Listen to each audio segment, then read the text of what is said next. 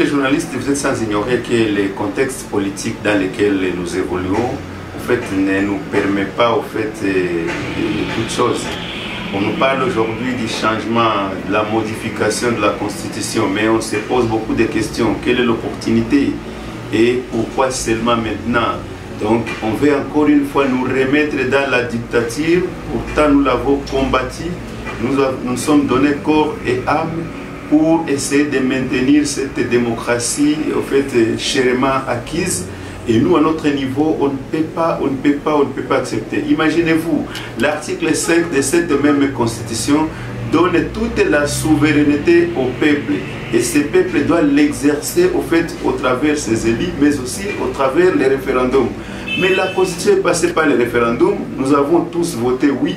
Alors, qu'est-ce qui fait que l'initiative du changement ou de la modification de cette constitution peut provenir aujourd'hui des politiciens, des politiques? Nous, à notre niveau, pour le moment, on n'est pas vraiment d'accord avec cette histoire, et parce que tout simplement, on sait très bien que derrière ça se cache, en fait, les renouvellements, je ne sais pas combien de mandats. Pourtant, ce sont là les articles intangibles de la Constitution, et là, on ne peut pas toucher par rapport au nombre de mandats, tout ça.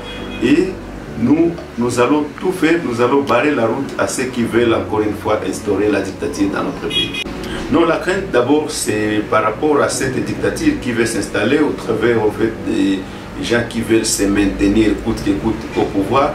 Pourtant, nous les avons élus pour un mandat déterminé. Et à notre niveau, nous savons qu'une fois le mandat est fini, pourquoi ils ne peuvent pas laisser aux autres, en fait, la chance de passer comme eux, ils ont fini leur mandat.